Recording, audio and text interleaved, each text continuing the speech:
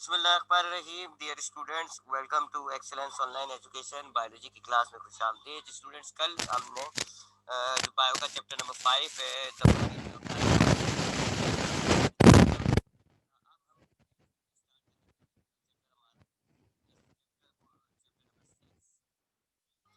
नाम है इसका दी किंगडम प्रोकैरियोटी। किंगडम प्रोकैरियोटी,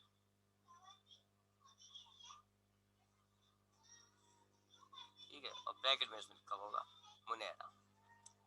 अच्छा जी, हम अब इस चैप्टर को स्टार्ट करते हैं। अच्छा, हमने chapter number 5 the variety of life वाले जो चैप्टर था उसके अंदर हमने देखा कि हमारे पास ऑर्गेनिजम्स दुनिया में कई तादाद में कई शक्लों के अंदर मौजूद है। एक अंदाजे के मुताबिक तकरीबन 15 लाख के करीब डिफरेंट स्पीशीज हमारी दुनिया में मौजूद है।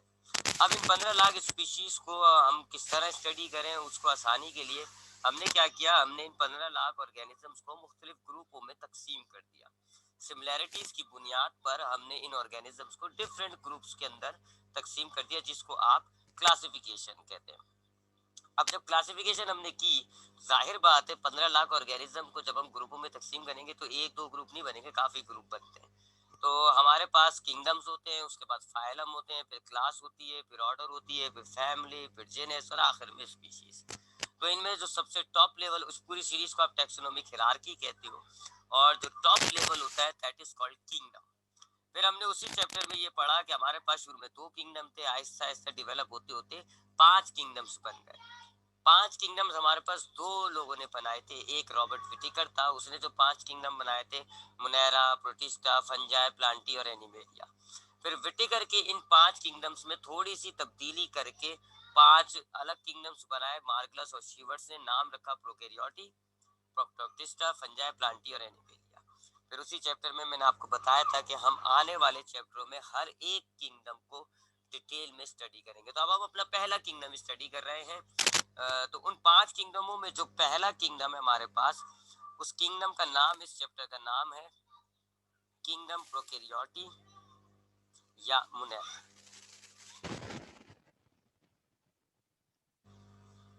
प्रोकैरियोटी या आप इसको किंगडम मुनेरा भी कहते हैं। अगर आप विटिकर की क्लासिफिकेशन देखेंगे, विटिकर के 5 किंगडम देखेंगे, तो विटिकर के 5 किंगडम में इस किंगडम का नाम था मुनेरा, और मार्गरेट शिवर्ट्स के किंगडम के एतबार से इसका नाम था प्रोकैरियोटी।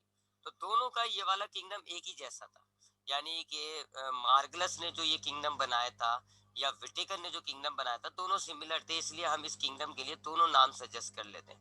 आप चाहें तो मुनेरा बोलें, आप चाहें तो इसको किंगडम प्रोकैरियोटी बोलें, एक ही बात है।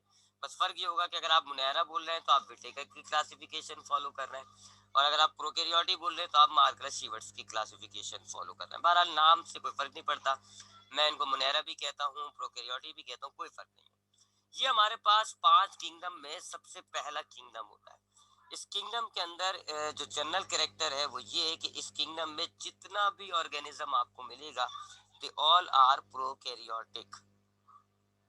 प्रोकैरियोटिक ऑर्गेनिजम्स आपने इस किंगडम में ताले में, यानी आपके पास दुनिया में जितना भी प्रोकैरियोटिक ऑर्गेनिज्म है उनका वाहिद किंगडम यही है। इसके अलावा जो 4 किंगडम है, उन चारों किंगडम में यूकैरियोटिक ऑर्गेनिजम्स होते हैं, प्रोकैरियोटिक नहीं होते।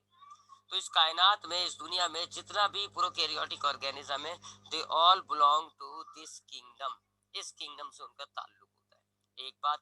दूसरी बात, जितना भी प्रोकैरियोटिक ऑर्गेनिज्म होता है वो यूनिसेलुलर होता है, यूनिसेलुलर। लिहाजा इस किंगडम में जितना भी ऑर्गेनिज्म आपको मिलेगा वो यूनिसेलुलर ऑर्गेनिज्म होगा। ये 2 मेन कैरेक्टर है इस किंगडम के। तो इस किंगडम का पहला मेन कैरेक्टर है कि इस किंगडम के अंदर जितने भी ऑर्गेनिज्म है वो प्रोकैरियोटिक होते हैं, और दूसरा मेन कैरेक्टर है कि इस किंगडम में जितने भी ऑर्गेनिजम्स होते हैं वो यूनिसेलुलर होते हैं। या उसको आप यूं कह लो कि दुनिया के जितना भी प्रोकैरियोटिक ऑर्गेनिज्म है, यूनिसेलुलर ऑर्गेनिज्म है, वो इधर है। अब पहली बात है ये प्रोकैरियोटिक। तो अब हम ये देखते हैं कि प्रोकैरियोटिक ऑर्गेनिजम्स क्या होते हैं, यानी ये प्रोकैरियोटिक ऑर्गेनिज्म जो इस किंगडम में ताल्लुक रखते हैं वो है क्या। देखिए, हमारे पास हमने देखा है, आपने छोटी क्लासों में सेल पढ़ा होगा। ये सेल होता है और सेल के अंदर एक गोल बॉडी होती है जिसको आप न्यूक्लियस कहते हैं। ये न्यूक्लियस आपको आम तौर पे जैसे हमारे जो सेल होते हैं, प्लांट के जो सेल होते हैं, उनमें हमें न्यूक्लियस जो है वो वाज़ेह तौर पे नजर आ रहा होता है बिकॉज ऑफ दिस मेम्ब्रेन। इसको आप कहते हैं न्यूक्लियर मेम्ब्रेन। न्यूक्लियर मेम्ब्रेन की वजह से आपको न्यूक्लियस जो है वो वाज़ेह तौर पे नजर आ रहा होता है। कुछ सेल हमारी दुनिया में ऐसे हैं जिनके अंदर ये न्यूक्लियस की मेम्ब्रेन नहीं होती, और इस न्यूक्लियस की मेम्ब्रेन ना होने की वजह से आपको न्यूक्लियस जो है अब देखे नजर नहीं आ रहा। तो ऐसे ऑर्गेनिजम्स जिनके अंदर न्यूक्लियस की मेम्ब्रेन नहीं होती, जिसकी वजह से न्यूक्लियस जो है वो आपको नजर नहीं आ रहा होता, ऐसे ऑर्गेनिजम्स को आप कहते हैं प्रोकैरियोटिक ऑर्गेनिजम्स। ठीक है, तो प्रोकैरियोटिक ऑर्गेनिजम्स क्या है दोस्त, और ये पढ़ चुके हो आप सेल वाले चैप्टर में।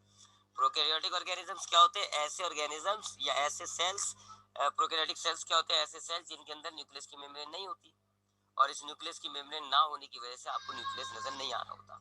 अब जो न्यूक्लियस के अंदर मटेरियल होता है, डीएनए वगैरह, वो फिर आपके इस पूरे सेल के अंदर डिस्ट्रीब्यूट हुआ होता है, जगह जगह मिल जाता है आपको। तो ऐसे ऑर्गेनिजम्स को आप कहते हो प्रोकैरियोटिक ऑर्गेनिजम्स। तो आपकी कायनात में, आपकी दुनिया में जितना भी प्रोकैरियोटिक यानी बगैर न्यूक्लियस वाला ऑर्गेनिज्म मौजूद होता है, वो सारा इस किंगडम से ताल्लुक रखता है, किंगडम मुनेरा। और ये एक ऑब्वियस फैक्ट है कि प्रोकैरियोटिक ऑर्गेनिजम्स जो होते हैं वो हमेशा यूनिसेलुलर ही होते हैं। कोई भी दुनिया में मल्टी सेलुलर ऑर्गेनिज्म ऐसा नहीं है जिसका सेल प्रोकैरियोटिक है। मल्टी सेलुलर के अंदर आपको यूकैरियोटिक मिलता है।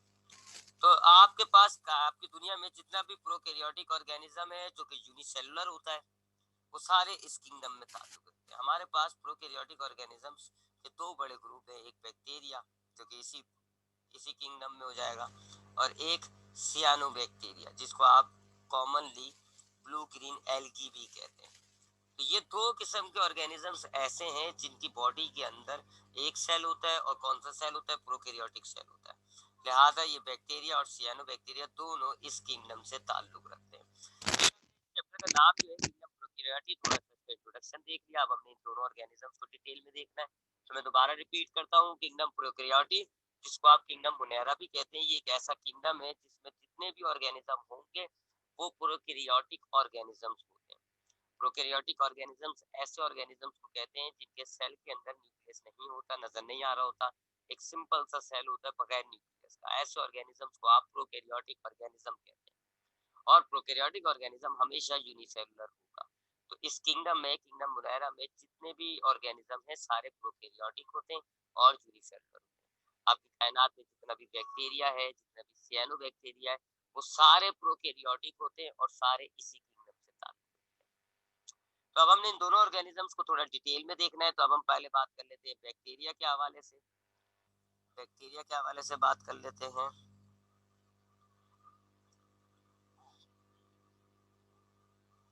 ठीक है जी, अब हम बैक्टीरिया के हवाले से बात करते हैं।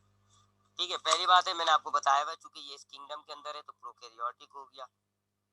इसके सेल के अंदर आपको न्यूक्लियस नजर नहीं आएगा, बगैर न्यूक्लियस का होगा। ठीक है, तो ये प्रोकैरियोटिक ऑर्गेनिज्म है, क्यों? क्योंकि ये किंगडम मुनेरा से ताल्लुक रखता है, और चूंकि प्रोकैरियोटिक है तो ये हमेशा आपको यूनिसेलुलर मिलेगा, ये एक सेल का ऑर्गेनिज्म होता है। हाँ, कुछ केसेस के अंदर it may develop colony, it may develop colonies, यानी होते तो ये एक सेल के होते हैं, लेकिन बाज क्या होता है, बाज दफा बहुत सारे एक सेल वाले बैक्टीरिया मिलकर रहना शुरू कर देते हैं और वो कॉलोनी बन जाती है। तो कॉलोनी की सूरत में आपको ये मिल सकते हैं, अकेले भी फ्री लिविंग भी होते हैं, अकेले भी रह सकते हैं, बहरहाल होंगे ये यूनिसेलुलर और प्रोकैरियोटिक ऑर्गेनिज्म होता है। इस बैक्टीरिया को सबसे पहले एंथनी ल्यूवेनहॉक ने डिस्कवर किया था।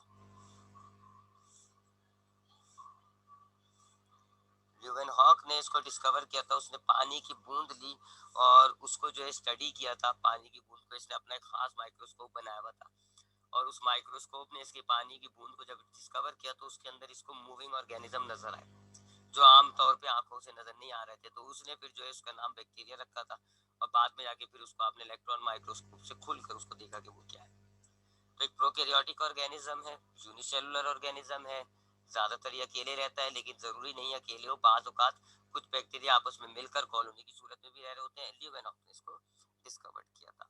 It is the simplest and smallest living organism, simplest and smallest living organism, ये आपकी दुनिया का सबसे सादा तरीन और सबसे छोटा लिविंग ऑर्गेनिज्म है।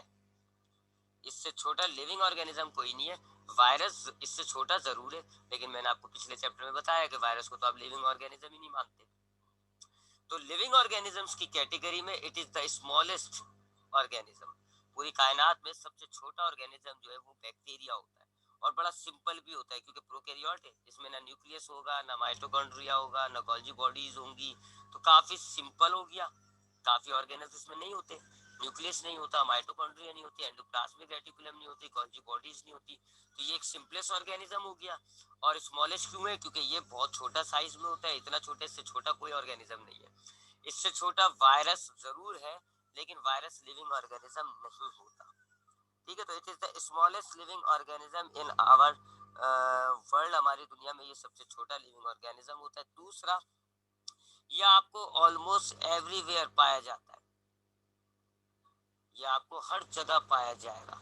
ये एक ऐसा ऑर्गेनिज्म है जो हर जगह पाया जाएगा, यानी आपको आसमानों में, आपको बादलों में भी मिल जाएगा, हवा में भी मिल जाएगा, और जमीन में भी मिलेगा, मट्टी के अंदर भी मिलेगा, पानी में भी मिलेगा, जानदारों के अंदर भी होता है, जानदारों के बाहर भी होता है, बर्फीले इलाकों में भी होगा, आर्टिफिशियल पहाड़ों में भी होगा, गर्म इलाकों में भी होगा, हर जगह पाया जाता है, हर जगह।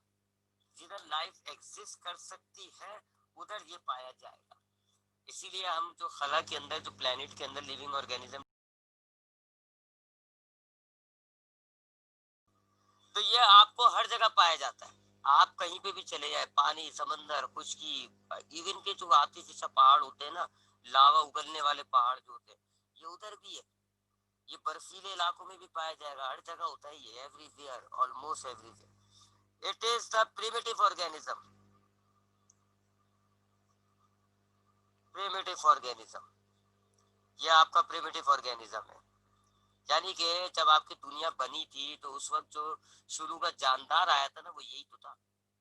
आपने एक चीज आपको शायद बताया हो मैंने, कि आप मानते होगे जी, कायनात आज से 5 अरब साल पहले जो है ना आपकी दुनिया बनी थी। उस टाइम पे आपकी दुनिया का टेम्परेचर बहुत ज्यादा था, हवा में ऑक्सीजन भी नहीं थी, बहुत ज्यादा टेम्परेचर था, बारिश हो गई, पानी जमीन में आया। तो जो पहला लिविंग ऑर्गेनिज्म उस वक्त दुनिया में बना था वो यही था, बैक्टीरिया। क्योंकि मैंने आपको बताया इट इज ऑलमोस्ट एवरीवेयर, ये गर्म एनवायरनमेंट में भी पाया जाता है। और उस वक्त बहुत ज़्यादा टेम्परेचर था, बगैर ऑक्सीजन की जो हवा थी। तो ऐसी कंडीशन के अंदर, ऐसी हार्श कंडीशन के अंदर कि जी बहुत ज़्यादा टेम्परेचर है, बगैर ऑक्सीजन की हवा है, तो ये बैक्टीरिया ही सर्वाइव कर सकता था। तो शुरू का जो ऑर्गेनिज्म होता है ना, वो बैक्टीरिया था। इसलिए हम कहते हैं इसको मोस्ट प्रिमिटिव ऑर्गेनिज्म। ये इनिशियली शुरू की दुनिया का ऑर्गेनिज्म है, और ये अब तक अपने आप को थोड़ा बहुत चेंज करा है, और उसकी वजह से दुनिया में इतने सारे ऑर्गेनिज्म हो गए। तो ये आपके समझ लें, आपकी दुनिया में जो लिविंग ऑर्गेनिज्म आया था शुरू का, ये वो है, बैक्टीरिया, उनमें से है ये। तो ये उसके कुछ जनरल कैरेक्टर्स हो गए जी। बैक्टीरिया एक प्रोकैरियोटिक ऑर्गेनिज्म होता है, इसके सेल के अंदर न्यूक्लियस नहीं होता, माइटोकॉन्ड्रिया नहीं होते, काफी सिंपलेस्ट है, दुनिया का सबसे छोटा ऑर्गेनिज्म है। इससे छोटा वायरस है, बट वो लिविंग ऑर्गेनिज्म नहीं है। प्रोकैरियोट है तो जाहिर बात है यूनिसेलुलर होगा। हाँ, कुछ केसेस के अंदर ये कॉलोनी जरूर बना लेता है, दुनिया के हर जगह पाया जाता है, प्रिमिटिव ऑर्गेनिज्म है। अब जरा हम इसकी बॉडी स्ट्रक्चर देख लेते हैं, इसके स्ट्रक्चर की बात कर लेते हैं। इसके स्ट्रक्चर की बात करते हैं। मैंने आपको बताया यूनिसेलुलर है, तो मैं आपको इसकी एक डायग्राम शो करता हूँ, एक डायग्राम कॉपी करता हूँ।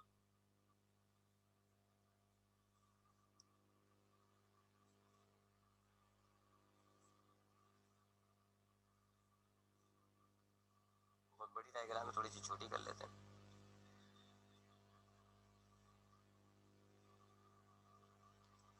इसके स्ट्रक्चर के लिए हमने ये एक बैक्टीरिया की डायग्राम निकाली। ठीक है जी। अब ये एक बैक्टीरिया है, ठीक है जी, यूनिसेलुलर है। ये एक बैक्टीरिया की डायग्राम है, यूनिसेलुलर है जी। मैंने आपको सेल वाले चैप्टर में भी बताया था कि आपके पास ये सेल होता है, और ये अंदर डी है, ये न्यूक्लियस हो गया, और न्यूक्लियस के अंदर ये हो गया जी डीएनए। और ये यूकेरियोटिक है, इसमें माइटोकॉन्ड्रिया वगैरह सब होते हैं। अब अगर प्रोकैरियोटिक होता है तो उसकी ये न्यूक्लियस की मेम्ब्रेन जो है वो गायब हो जाती है, न्यूक्लियस की मेम्ब्रेन जो है वो गायब हो जाती है। और ये जो न्यूक्लियस होता है ना, ये अब ना सिर्फ न्यूक्लियस की मेम्ब्रेन गायब होती है, बल्कि माइटोकॉन्ड्रिया भी नहीं होता, गोल्जी बॉडीज भी नहीं होते, और जो है वो एंडोप्लाज्मिक रेटिकुलम भी नहीं होते। उसके बाद ये जो इसका डीएनए होता है, ये एक single coil gold circular form में होता है, डीएनए जो होता है ऐसा होता है सिंगल और सर्कुलर फॉर्म में, फिर ये क्वाइल हो जाता है, होता तो सर्कुलर फॉर्म में लेकिन ऐसे क्वाइल हो जाता है, ऐसे क्वाइल हो जाएगा, और इसको हम कहते हैं न्यूक्लियाइड। अब न्यूक्लियस नहीं है, बस ये एक डीएनए की एक सिंगल सिंगल सर्कुलर डीएनए है, बस इसके अंदर एक प्रोकैरियोटिक ऑर्गेनिज्म। ये प्रोकैरियोटिक है तो ये बैक्टीरिया का भी मामला है। तो जो यूकैरियोटिक ऑर्गेनिज्म होते हैं उनमें एक वेल डेवलप्ड न्यूक्लियस होता है, डीएनए जो है काफी बड़ी बड़ी चेंज होती हैं, डिप्लॉयड फॉर्म में होता है। लेकिन जो प्रोकैरियोटिक ऑर्गेनिज्म होते हैं उसमें न्यूक्लियस नहीं होता, डीएनए जो होता है वो सिंगल होता है और सर्कुलर फॉर्म में होता है। अब वो सर्किल फॉर्म में होता है, वो क्वाइल हो जाता है और एक ही होता है डीएनए। तो इसको हम फिर न्यूक्लियस नहीं कहते, इसको हम कहते हैं न्यूक्लियोइड। ये देखें जी, ये आपके डायग्राम में ये नजर आ रहा है इसका, ये जो डीएनए है सिंगल सर्कुलर डीएनए जो कि काफी क्वाइल हुआ हुआ है, ये इसको आप कहते हैं न्यूक्लियाइड। ठीक है जी, ये न्यूक्लियाइड हो गया इसका, न्यूक्लियस नहीं है, देखें न्यूक्लियस की मेम्ब्रेन आपको नजर नहीं आ रही, ये न्यूक्लियाइड है। उसके अलावा देखें जी इसकी बॉडी में कोई जो है वो माइटोकॉन्ड्रिया, देखें आपको सेल की इसके अंदर कोई माइटोकॉन्ड्रिया वगैरह नजर नहीं आ रहा, बस इसके पास राइबोसोम्स मौजूद होते हैं जो प्रोटीन बनाते हैं। चाहे प्रोकैरियोटिक सेल हो चाहे यूकैरियोटिक सेल हो, राइबोसोम जरूर होते हैं। इसकी जो आउटर वॉल है, सेल वॉल होती है इसके अंदर, प्लांट की तरह इसमें सेल वॉल मौजूद होती है। बस फर्क ये है कि प्लांट का जो सेल वॉल होता है वो सेल्यूलोज, हेमीसेल्यूलोज और पेक्टिन से बना हुआ होता है, जबकि इसका जो सेल वॉल है वो कार्बोहाइड्रेट, प्रोटीन और पेप्टाइडोग्लाइकेन से बना हुआ होता है। ठीक है, अब उसमें एक कैटेगरी होती है आर्की बैक्टीरिया, वो मैं अभी आपको आर्की बैक्टीरिया जब बताऊंगा तब बताता हूँ, अभी हम जरा स्ट्रक्चर की बात कर रहे हैं। तो इसके सेल में सबसे पहले सबसे बाहर मौजूद होता है सेल वॉल, ये सेल वॉल। उसके बाद इसके अंदर ये प्लाज्मा मेम्ब्रेन होती है जी, ये प्लाज्मा मेम्ब्रेन है, ये जो पीले कलर की है ये प्लाज्मा मेम्ब्रेन है, नीले कलर की जो है वो सेल वॉल है। अंदर साइटोप्लाज्म होता है, साइटोप्लाज्म के अंदर जो है वो डीएनए होता है न्यूक्लियोइड की फॉर्म में, और राइबोसोम्स मौजूद होते हैं। कुछ बैक्टीरिया ऐसे होते हैं जिनके अंदर सेल वॉल से ऊपर ये जो आपको ग्रीन नजर आ रहा है कैप्सूल मौजूद होता है। कुछ बैक्टीरिया में होता है, सब में नहीं होता, सब में नहीं होता, कुछ बैक्टीरिया में होता है ये। ठीक है जी, कुछ बैक्टीरिया में। तो अब मैं अगर इसकी एक रफ सी डायग्राम आपको साइड में बनाता हुआ दिखाऊं, तो आपके पास बैक्टीरिया में सबसे पहले ये आपके पास बैक्टीरिया में आ गया सेल वॉल। ठीक है जी, सबसे पहले सेल वॉल होता है, जैसे प्लांट में होता है, फंगस में होता है, बिल्कुल वैसे ही सेल वॉल है, बस तीनों की बनावट में फर्क होती है। प्लांट के सेल वॉल अलग चीजों से बने हुए होते हैं, बैक्टीरिया के सेल वॉल अलग चीजों से बना हुआ होता है। उसके बाद सेल वॉल के अंदर जो आती है ये चीज, इसको आप कहते हो सेल मेम्ब्रेन, ये इसकी सेल मेम्ब्रेन हो गई। ठीक है जी, ये आ गई सेल मेम्ब्रेन। अब सेल मेम्ब्रेन के बाद चूंकि ये प्रोकैरियोटिक ऑर्गेनिज्म होता है तो न्यूक्लियस तो नहीं होता, हाँ इसके अंदर एक सर्कुलर और ऐसा एक सर्कुलर सिंगल क्रोमोसोम डीएनए मौजूद होता है जिसको आप कहते हो न्यूक्लियाइड। ठीक है, तो न्यूक्लियाइड क्या है दरअसल, एक सिंगल सर्कुलर डीएनए, एक सिंगल सर्कुलर डीएनए। तो ये चूंकि एक प्रोकैरियोटिक ऑर्गेनिज्म होता है लिहाजा इसमें न्यूक्लियस नहीं होता, लेकिन इसके अंदर क्रोमोसोम होता है, एक सिंगल क्रोमोसोम होता है, सर्किल की फॉर्म में होता है, फिर वो क्वाइल हो जाता है, तो उसको हम न्यूक्लियाइड कहते हैं। तो ये न्यूक्लियाइड आ गया। इसके अलावा इसकी बॉडी में आपको क्या मिलेगा, इसके सेल के अंदर ये राइबोसोम्स मिलेंगे आपको इसके सेल के अंदर, ये हो गए राइबोसोम जो प्रोटीन बनाते हैं, राइबोसोम मिलेंगे इसके अंदर आपको। और इसके अलावा इसके अंदर एक और चीज होती है जी, ऐसा सर्कुलर फॉर्म, इसको आप कहते हैं प्लाज्मिड। प्लाज्मिड क्या होता है दरअसल, डीएनए डीएनए होता है, एक डीएनए सर्कुलर फॉर्म में होता है, लेकिन ये एक ऐसा डीएनए होता है जिसके अंदर जो है इसके जो बैक्टीरिया की जो जेनेटिक मालूमात होती है वो नहीं होती है, एक्स्ट्रा चीजें मौजूद होती है, कुछ एक्स्ट्रा चीजें। तो ये प्लाज्मिड होता है, हम इसको बड़ा यूज कर रहे हैं बायोटेक्नोलॉजी के अंदर। हम क्या करते हैं, इसके अंदर जो हमें जीन चाहिए होता है वो हम डाल देते हैं, तो वो फिर अभी मल्टीप्लाई होता है, वो आगे चले जाता है। तो हम ये अभी जब इसकी सेक्सुअल रिप्रोडक्शन पढ़ेंगे तब मैं आपको प्लाज्मिड का काम जो है वो और ज्यादा डिटेल में बताऊंगा। अभी बस आप ये समझ लें कि जिस तरह ये एक सर्कुलर डीएनए है, इसी तरह एक और डीएनए होता है, एक गोल फॉर्म में एक और डीएनए होता है, इसको आप कहते हो प्लाज्मिड। इस डीएनए के अंदर बैक्टीरिया की तमाम जो जेनेटिक मालूमात है वो स्टोर हुई हुई है, जबकि इस प्लाज्मिड के अंदर इसकी कुछ एक्स्ट्रा मालूमात कि जी अगर कोई एंटीबायोटिक है उससे कैसे बचना चाहिए, कुछ एक्स्ट्रा मालूमात स्टोर हुई भी होती है। ठीक, ये प्लाज्मिड होता है इसके अंदर। उसके अलावा इसमें कुछ बैक्टीरिया ऐसे होते हैं जिनके अंदर ऐसे एक बाहर स्ट्रक्चर निकल रहा होता है, इसको आप कहते हो फ्लैजिला, जिसकी मदद से ये स्विमिंग करता है। फ्लैजिला जिस पॉइंट से निकल रहा होता है उस पॉइंट को आप कहते हैं बेसल बॉडी। बेसल बॉडी से एक फ्लैजिला निकल रहा है, ठीक है। ये हर अब फ्लैजिला भी अभी हम देखेंगे क्लासिफिकेशन। कुछ बैक्टीरिया होते हैं जिनमें फ्लैजिला नहीं होता, कुछ में एक होता है, कुछ में बहुत सारे होते हैं, वगैरह वगैरह। उसके अलावा इसकी जो सेल वॉल है, कुछ बैक्टीरिया मैंने आपको बताया है, कुछ बैक्टीरिया होते हैं जिनके अंदर सेल वॉल से भी बाहर एक और कवर होता है, उसको आप कहते हो कैप्सूल, ठीक है। ऐसे ऐसे एक और कवर होता है जी, उसको आप कहते हैं कैप्सूल। ये भी तमाम बैक्टीरिया में नहीं होता, कुछ में होता है, कुछ में नहीं होता। तो इसको हम क्या कह रहे हैं, कैप्सूल। ये एक्स्ट्रा प्रोटेक्शन के लिए होता है, बैक्टीरिया की हिफाजत करता है। तो कुछ बैक्टीरिया ऐसे होते हैं जिनकी आउटर वॉल जो है बस सेल वॉल है, और कुछ बैक्टीरिया जिनमें कैप्सूल मौजूद है, तो ये कैप्सूल हो गया, ठीक है जी, ये कैप्सूल हो गया। तो कुछ बैक्टीरिया में 3 लेयर हो गई, सबसे पहली कैप्सूल, उसके बाद सेल वॉल, उसके बाद सेल मेम्ब्रेन। और कुछ बैक्टीरिया में 2 लेयर होती है, सबसे पहले सेल वॉल, उसके बाद सेल मेम्ब्रेन। उसके बाद कैप्सिड, ये कैप्सूल या सेल वॉल, इनसे आप देखें छोटे छोटे स्ट्रक्चर निकल रहे होते हैं ऐसे नोकों की तरह।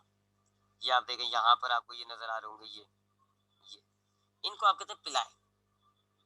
ऐसे ऐसे स्ट्रक्चर्स निकल रहे होते हैं, इनको आप कहते हो पिलाई।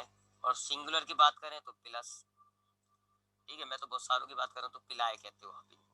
इनका काम क्या होता है जी, कि ये एक बैक्टीरिया अगर आपके पास ये है, उसका ये पिलाए है, एक बैक्टीरिया ये है, इसका ये पिलाए है। तो बैक्टीरिया अपने पिलाए को मिला लेते हैं। पिलाए अंदर से खोखली होती है पाइप की तरह, जैसे पाइप होते हैं ना अंदर से खोखले, ऐसे ये खोखली होती है। तो ये बैक्टीरिया जो है, 2 बैक्टीरिया एक दूसरे के करीब आते हैं, अपने पिलाई को मिला लेते हैं, और ये दोनों बैक्टीरिया के दरमियान एक पुल बन गया, जिससे ये अपने जेनेटिक मटेरियल को एक दूसरे के अंदर ट्रांसफर करते हैं। तो ये हम पढ़ेंगे अभी, कॉन्जुगेशन कहलाता है। ये कॉन्जुगेशन में प्लाज जो है वो काम आती है। तो ये प्लाई होते हैं जी, इसके अंदर कुछ प्लाइज होते, कुछ नहीं होते। तो ये एक आपके पास बैक्टीरिया का स्ट्रक्चर हो गया। तो अगर हम डायग्राम देखें तो इस वक्त आपको इस सेल के अंदर ये देखें, ये प्लाई नजर आ रहे हैं, ये सारे जो आप देख रहे हैं ना छोटे छोटे बाल से निकले हुए, ये पिलाए हो गए। ये जो अभी मैंने आपको बताया, ये फ्लैजिला हो गया, देखें ये फ्लैजिला है। और ये जो पॉइंट है जहाँ से फ्लैजिला निकल रहा है, ये बेसल बॉडी हो गया। उसके बाद आपको ये जो ग्रीन नजर आ रहा है, ग्रीन कवरिंग, ये कैप्सूल है। फिर कैप्सूल के बाद आप देखें एक ये नीली लेयर नजर आ रही है आपको। आउटर लेयर किसकी हो गई, कैप्सूल की, जो अभी मैंने आपको बताया 3 लेयर होती है, आउटर कैप्सूल, फिर सेल वॉल, फिर सेल मेम्ब्रेन। तो इस डायग्राम में देखें, जो ये ग्रीन लेयर जो आपको नजर आ रही है, ये कैप्सूल हो गई। उसके बाद ये देखें आपको ये ब्लू लेयर नजर आ रही होगी, ये ब्लू लेयर जो है वो सेल वॉल हो गई। उसके बाद आपको ये पीली लेयर नजर आ रही है, ये सेल मेम्ब्रेन हो गई। तो 3 लेयर हो गई, देखें, कैप्सूल, सेल वॉल और सेल मेम्ब्रेन या प्लाज्मा मेम्ब्रेन। अंदर ये सारा साइटोप्लाज्म है। साइटोप्लाज्म में क्या मिलेगा आपको, ये आ गया आपके पास न्यूक्लियाइड, यानी कि सिंगल सर्कुलर डीएनए कॉइल हुआ हुआ है। ये जो छोटे छोटे नुक्ते नजर आ रहे हैं आपको, ये राइबोसोम्स हैं। इस डायग्राम में बस वो मेंशन नहीं हो रहा प्लाज्मिड, लेकिन ऐसे प्लाज्मिड भी मौजूद होते हैं। इसमें जगह जगह ऐसी रिंग्स होती हैं जिनको आप प्लाज्मिड कहते हो। तो ये एक बैक्टीरिया का सिंपल सिंपल हो गया ना, काफी सिंपल स्ट्रक्चर है। तो इसलिए हमने इसको कहा था सिंपलेस्ट ऑर्गेनिज्म। और अगर आप प्लांट और एनिमल के सेल को देख लो तो बड़ा कॉम्प्लिकेट होता है। उसमें माइटोकॉन्ड्रिया, गोल्जी बॉडीज, पता नहीं कितने ऑर्गेनल्स हमने पढ़ा है ना सेल चैप्टर के अंदर। कितना कॉम्प्लिकेट था सेल मैमल्स का, उतने सारे lysosome, peroxisome, mitochondria, Golgi body, काफी स्ट्रक्चर थे। लेकिन इसमें आप देख लें ज्यादा चीजें नहीं मिली आपको। तो दे आर क्वाइट सिंपल, बहुत ही सिंपल सी चीज होती है। एक और चीज होती है इनकी बैक्टीरिया के अंदर, वो मैं आपको दिखा देता हूँ, बता देता हूँ। जैसे कि ये हम जरा बड़ा सा कर लेते हैं। तो ये बैक्टीरिया है, ये इसकी सेल मेम्ब्रेन बनाई है, ये सेल वॉल हो जाएगी, और तीसरी लेयर जो है वो कैप्सूल हो जाएगी। तब कुछ बैक्टीरिया के अंदर ये जो सेल मेम्ब्रेन होती है, ये ऐसे जगह जगह अंदर की तरफ फोल्ड हुई होती है, ऐसे कुछ जगहों पर अंदर की तरफ फोल्ड हुई होती है। तो ये जो स्ट्रक्चर बन रहा है अंदर की तरफ, इसको आप कहते हो मीसोसोम। मीसोसोम, इनके अंदर जो है चीजें स्टोर होती हैं, एंजाइम्स स्टोर होते हैं। इसके पास तो माइटोकॉन्ड्रिया नहीं है, इसको ऑक्सीजन चाहिए, खाना तोड़ने के लिए या एंजाइम्स जो चाहिए होते हैं वो इन मीजोसोम्स में स्टोर हुए होते हैं। इसके अलावा अगर इसको डीएनए रेप्लिकेट करना होता है तो भी ये मीजोसोम्स जो है वो डीएनए रेप्लिकेशन में किरदार अदा करते हैं। तो ये मीजोसोम्स होते हैं साइटोप्लाज्म जगह जगह से सेल मेम्ब्रेन जगह जगह से ऐसे अंदर की तरफ इनफोल्ड हुआ होता है। इस इनफोल्डिंग को आप जो है वो मीजोसोम्स कहते हैं। तो ये एक बैक्टीरिया हमने देखा, बैक्टीरिया के हवाले से कुछ इसके जनरल कैरेक्टर्स की बात करी, हमने बैक्टीरिया के स्ट्रक्चर को देखा। अगर आपको बैक्टीरिया के स्ट्रक्चर में कुछ सवाल है तो बच्चों माइक खोल लिएगा, पूछ लिएगा, माइक आपके अनम्यूट हो सकते हैं, आप कर लिएगा अगर आपको स्ट्रक्चर के हवाले से कुछ सवाल है। आगे बढ़ते हैं जी। तो हमने देखा बैक्टीरिया का जनरल कैरेक्टर्स, एक सिंपलेस्ट स्मॉलेस्ट ऑर्गेनिज्म है जो दुनिया के हर एनवायरनमेंट में पाया जाता है। शुरू के ऑर्गेनिज्म जब दुनिया बनी है उस टाइम के ऑर्गेनिजम्स में से एक है। इसको ल्यूवेनहॉक ने डिस्कवर किया था। एक प्रोकैरियोटिक होता है, इसमें न्यूक्लियस नहीं होता, ना ही बहुत सारे ऑर्गेनल्स मेम्ब्रेन वाले ऑर्गेनल्स होते हैं वो होते हैं। इसका हमने स्ट्रक्चर देखा तो बहुत से बैक्टीरिया के अंदर 3 लेयर्स होती हैं। सबसे